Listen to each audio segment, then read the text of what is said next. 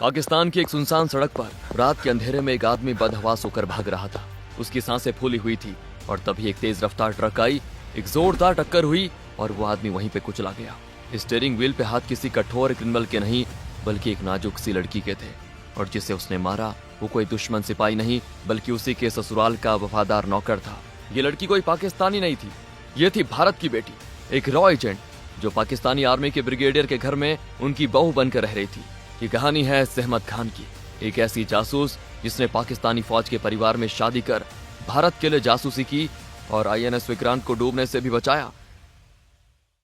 साल 1971 भारत और पाकिस्तान के बीच जंग के बादल मंडरा रहे थे। ईस्ट पाकिस्तान जो आज बांग्लादेश है वहां कत्लेआम हो रहा था। कश्मीर का एक बिजनेसमैन हिदायत खान, उनका कारोबार ड्राई फ्रूट्स और कारपेट्स का था जो भारत से पाकिस्तान तक फैला हुआ था। पाकिस्तानी फौज के बड़े बड़े जनरल्स हिदायत खान को अपना दोस्त मानते थे। उनके लिए हिदायत एक बिजनेस टाइकून थे, लेकिन भारत की सरकार के लिए हिदायत खान एक एसेट था जो सालों से भारत को दुश्मनों की खबर दे रहा था। लेकिन किस्मत को कुछ और ही मंजूर था। जंग शुरू होने ही वाली थी कि हिदायत खान को एक ऐसी खबर मिली जिसने उन्हें तोड़ कर रख दिया। उन्हें टर्मिनल लंग कैंसर था। हिदायत जानते थे कि उनके पास वक्त कम है, लेकिन उन्हें अपनी मौत का डर नहीं था। उन्हें डर इस बात का था कि उनके जाने के बाद पाकिस्तान में उनका नेटवर्क जो उन्होंने सालों की मेहनत से बनाया था वो खत्म हो जाएगा, और वो भी ऐसे वक्त जब भारत को उनकी सबसे ज्यादा जरूरत थी। एक दिन श्रीनगर के एक हॉस्पिटल के कमरे में हिदायत ने अपनी बेटी सहमत को बुलाया। हिदायत ने कमजोर आवाज में कहा, सहमत मेरी तरफ देखो। सहमत की आंखों में आंसू थे। उसने कहा, अब्बू आप ठीक हो जाएंगे, हम दिल्ली चलेंगे, वहां बड़े डॉक्टर्स हैं। हिदायत ने उसका हाथ पकड़ा और कहा कि नहीं बेटा, मेरे पास वक्त नहीं है, लेकिन मेरे मुल्क के पास भी वक्त नहीं है। मैं चाहता हूं कि तुम वो करो जो मैं अब नहीं कर सकता। सहमत हैरानी से उनको देखने लगी। आप ये क्या कह रहे हैं अब्बू? हिदायत ने अपनी सांसों को संभालते हुए कहा, मेरा नेटवर्क पाकिस्तान में वो बंद नहीं होना चाहिए। ब्रिगेडियर सईद मेरा दोस्त, वो अपने बेटे इकबाल के लिए तुम्हारा हाथ मांग रहा है। इकबाल पाकिस्तान आर्मी में कैप्टन है। अगर तुम उससे शादी कर लेती हो तो तुम सीधा दुश्मन के घर में होगी। वहां से तुम वो सब जान पाओगी जो हमारी फौज को बचाने के लिए जरूरी है। सहमत कांप उठी, लेकिन अब्बू मैं तो कॉलेज जाती हूँ, मुझे ये सब नहीं आता, और अभिनव मेरी सगाई हो चुकी है। हिदायत ने कहा, बेटा आज भारत माँ को तुम्हारी जरूरत है, लेकिन अगर तुमने मना कर दिया तो मैं मजबूर नहीं करूंगा। वैसे भी सहमत के दिमाग में तूफान चल रहा था। एक तरफ उसका प्यार, उसकी पढ़ाई, उसका आरामदायक जीवन, और दूसरी तरफ उसके मरते हुए पिता की आखिरी ख्वाहिश और देश का सवाल। लेकिन उसने अपने पिता की आखिरी इच्छा से सहमत होकर अपनी खुशियों की बलि देने का फैसला किया। उसने अपने आंसू पोंछे और कहा, मैं तैयार हूं अब्बू, मैं जाऊंगी। बस यही वो लम्हा था जब एक मासूम लड़की मर गई और एक जासूस का जन्म हुआ। इसके बाद सहमत को तुरंत रॉ के हवाले कर दिया गया। आमतौर पर एक इंटेलिजेंस ऑफिसर को ट्रेन करने में सालों लग जाते हैं, लेकिन सहमत के पास सालों का वक्त नहीं था। जंग सर पे थी, उसके पास सिर्फ कुछ हफ्ते थे। रॉ के ऑफिसर्स ने उसको एक सीक्रेट लोकेशन पर ले जाकर ट्रेनिंग शुरू की। ये ट्रेनिंग शारीरिक से ज्यादा मानसिक थी। उसे मॉर्स कोड सिखाया गया और फिर वो दिन आ गया। सहमत की शादी इकबाल सईद से हो गई, और अब वो सहमत खान नहीं थी, वो बेगम सहमत इकबाल सईद थी, रावलपिंडी पाकिस्तान में रहने वाली एक फौजी अफसर की बीवी। सहमत अब ब्रिगेडियर सईद के घर में थी। यहाँ हर रोज पाकिस्तान आर्मी के बड़े ऑफिसर्स आते थे। यहाँ जंग की प्लानिंग होती थी। यहाँ भारत को बर्बाद करने की प्लानिंग बनाई जाती थी। सहमत ने आते ही अपने आप को एक आदर्श बहू के रूप में ढाल दिया। सुबह जल्दी उठती, सबके लिए नाश्ता बनाती, सास ससुर की सेवा करती। इकबाल उसका पति एक शरीफ आदमी था। वो सहमत से प्यार करने लगा था, उसकी परवाह करता था। सहमत ने अपने कमरे में हाई फ्रीक्वेंसी रेडियो ट्रांसमीटर छुपा के रखा हुआ था, लेकिन सिर्फ रेडियो होना काफी नहीं था। रेडियो वेव्स को ट्रेवल करने के लिए एंटीना चाहिए होता है। सहमत बाथरूम में छुपके से एक कॉपर वायर खिड़की से बाहर निकालती थी और उसे एंटीना की तरह इस्तेमाल करती थी। वो बाथरूम में जाकर ट्रांसमीटर का यूज करती और मॉर्स कोड के जरिए खबर भारत तक पहुंचाती। मॉर्स कोड में हर लेटर के लिए एक साउंड होती थी, छोटी बीप और लंबी बीप। सहमत एक टैपिंग की का इस्तेमाल करती थी। सहमत की पहुंच सिर्फ ब्रिगेडियर सईद तक सीमित नहीं थी। वो जनरल याह खान, जो उस वक्त पाकिस्तान के प्रेसिडेंट और चीफ मार्शल लॉ एडमिनिस्ट्रेटर थे, उनके पोते पोतियों को पढ़ाने भी जाती थी। सहमत छोटी छोटी बातें नोट करती, कौन सी बटालियन कहां जा रही है ऑफिसर्स की छुट्टियां क्यों कैंसिल हो रही हैं, रावलपिंडी में इतनी हलचल क्यों है, वो हर एक खबर रॉ तक भेज रही थी। उसके भेजे गए कोर्ट्स ने भारत को बताया कि पाकिस्तान वेस्ट में नहीं, ईस्ट में कुछ बड़ा प्लान कर रहा है। नवंबर 1971, जंग बस शुरू होने ही वाली थी। ब्रिगेडियर सईद और इकबाल अक्सर देर रात तक मैप्स और फाइल्स के साथ बिजी रहते थे। एक रात सहमत ने मौका पाकर ब्रिगेडियर के स्टडी रूम में कदम रखा। वहां टेबल पर कुछ टॉप सीक्रेट फाइल्स पड़ी थी। उसने जल्दी जल्दी फाइल खोली। उसमें जो लिखा था ना, उसे पढ़कर सहमत के पैरों तले जमीन खिसक गई। फाइल में पाकिस्तान नेवी के सबमरीन गाजी का जिक्र था और उसके निशाने पर था INS विक्रांत। प्लान बिल्कुल साफ था। गाजी को कराची से निकालकर खामोशी से बे ऑफ बंगाल में भेजा जा रहा था। उसका मकसद था विशाखापट्टनम पोर्ट के बाहर माइंस बिछाना और विक्रांत का इंतजार करना। जैसे विक्रांत पोर्ट से बाहर निकलेगा, वो तबाह हो जाएगा। अगर विक्रांत डूब जाता तो ईस्ट पाकिस्तान को घेरने का भारत का प्लान फेल हो जाता। सहमत जानती थी कि यह खबर तुरंत भारत पहुंचनी चाहिए। उसने वो कोऑर्डिनेट्स, वो डेट्स और गाजी का पूरा रूट याद कर लिया और ट्रांसमीटर से मैसेज भारत भेजा। उधर भारत में रॉ और इंडियन नेवी के ऑफिसर्स के होश उड़ गए ये सुनकर। उन्हें शक तो था कि पाकिस्तान कुछ करेगा, लेकिन इतनी स्पेसिफिक जानकारी मिलना किसी चमत्कार से कम नहीं था। सहमत की इंफॉर्मेशन की वजह से इंडियन नेवी ने एक मास्टर स्ट्रोक खेला। एक बहुत बड़ा डिकॉय प्लान किया गया। नेवी ने INS विक्रांत को विशाखापट्टनम से हटाकर अंडमान एंड निकोबार आइलैंड्स में छुपा दिया, जो गाजी की रेंज से दूर था। लेकिन पाकिस्तान को यह लगना चाहिए था कि विक्रांत अभी भी विशाखापट्टनम में है। इसीलिए नेवी ने विशाखापट्टनम पोर्ट से ढेर सारे रेडियो सिग्नल्स भेजने शुरू किए, जैसे कि विक्रांत वहीं हो।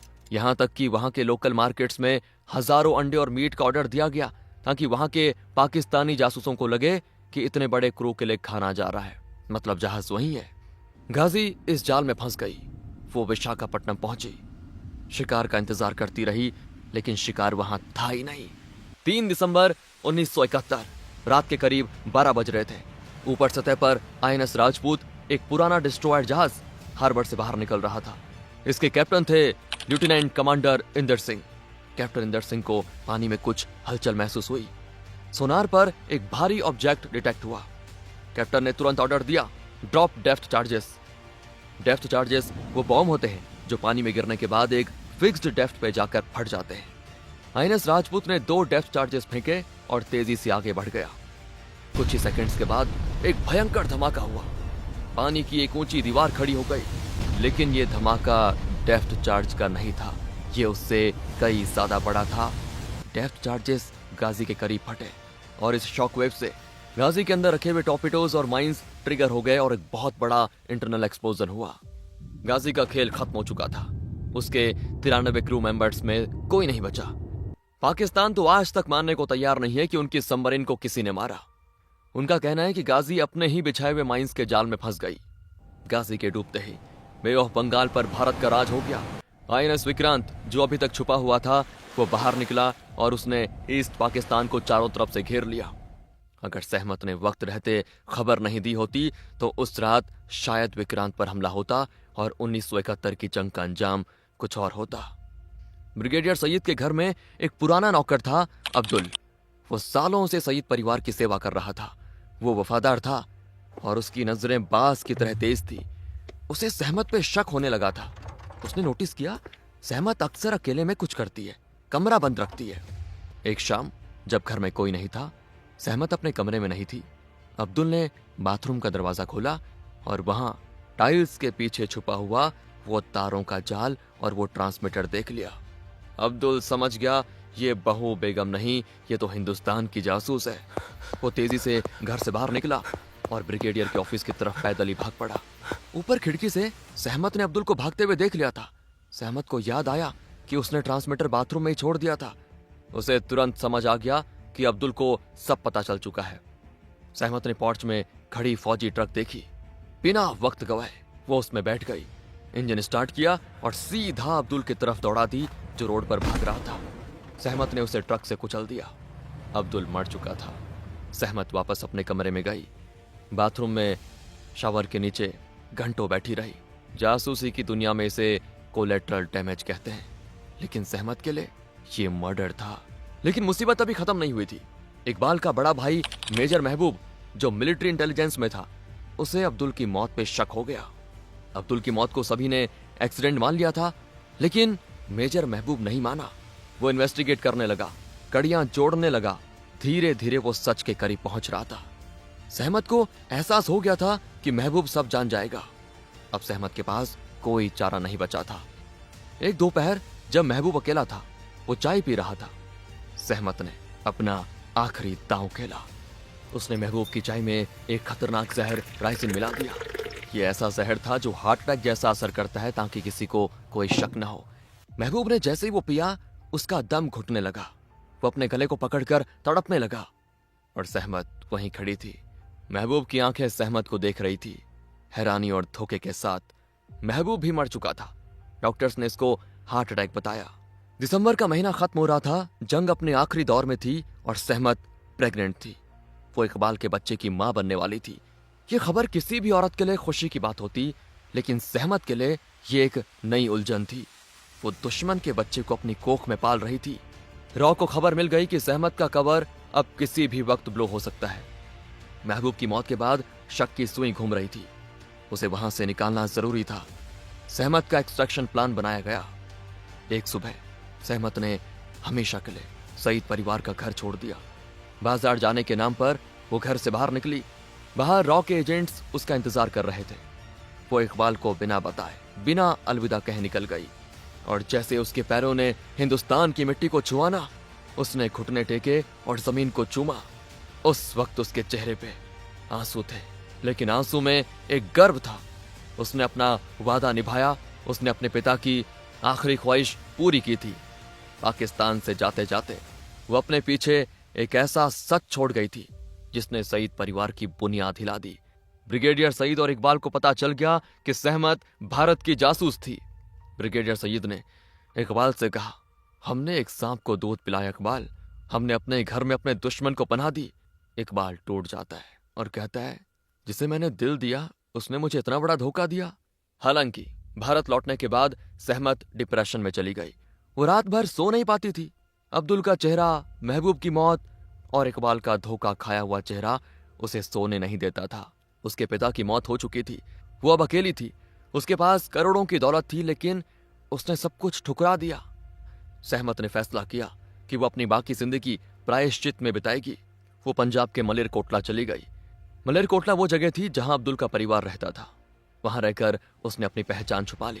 किसी को नहीं पता था कि ये साधारण सी दिखने वाली औरत जो रोज गरीब बच्चों को पढ़ाती है, असल में भारत की सबसे बड़ी जासूस है। लेकिन कहानी यहाँ पे खत्म नहीं होती। सहमत की कोख में बच्चा था।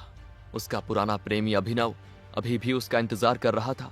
अभिनव ने उसे अपनाया, उसके हालात को समझा, लेकिन सहमत ने शादी करने से मना कर दिया। सहमत ने बच्चे को जन्म दिया और उस बच्चे का नाम रखा गया समर खान।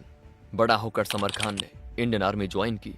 समर ने सालों तक इंडियन आर्मी में सेवा दी और बाद में प्रीमेच्योर रिटायरमेंट लेकर अपनी मां के पास मलेरकोटला आ गया। इस कहानी का पता दुनिया को शायद कभी नहीं चलता अगर 1999 की कारगिल जंग के दौरान हरिंदर सिक्का की मुलाकात समर से ना होती। सिक्का उस वक्त इंटेलिजेंस फेलियर से गुस्से में थे और किसी को गद्दार कह रहे थे। तब समर ने उन्हें रोका और कहा, हर कोई गद्दार नहीं होता साहब, मेरी मां नहीं थी। वहां से कॉलिंग सहमत बुक की नींव पड़ी। हरिंदर सिक्का ने 8 साल लगाए सहमत को ढूंढने में और ये बुक लिखी। जब वो सहमत से मिले तो उन्होंने देखा कि वो अभी भी अंधेरे में रहना पसंद करती है। उन्होंने सिक्का से कहा, मेरा नाम मत लिखना, मेरी पहचान मत बताना, मैं नहीं चाहती कि मेरी वजह से मेरे परिवार पे कोई खतरा है। सहमत खान का असल नाम सहमत नहीं कुछ और था। अप्रैल 2018 में सहमत खान इस दुनिया को छोड़कर चली गई। उन्होंने कभी कोई इंटरव्यू नहीं दिया, कभी कोई अवार्ड नहीं लिया, कभी कैमरे के सामने आकर ये नहीं कहा कि देखो मैंने आईएनएस विक्रांत को बचाया था। वो आई, उसने अपना फर्ज निभाया और अंधेरे में वापस लौट गई। दोस्तों, अगर आपको वीडियो पसंद आई हो, लाइक जरूर करें। इस तरह की इंटरेस्टिंग वीडियोस देखना चाहते हैं तो चैनल को सब्सक्राइब करना ना भूलें। मिलते हैं अगली वीडियो में, तब तक के लिए जय हिंद, जय भारत।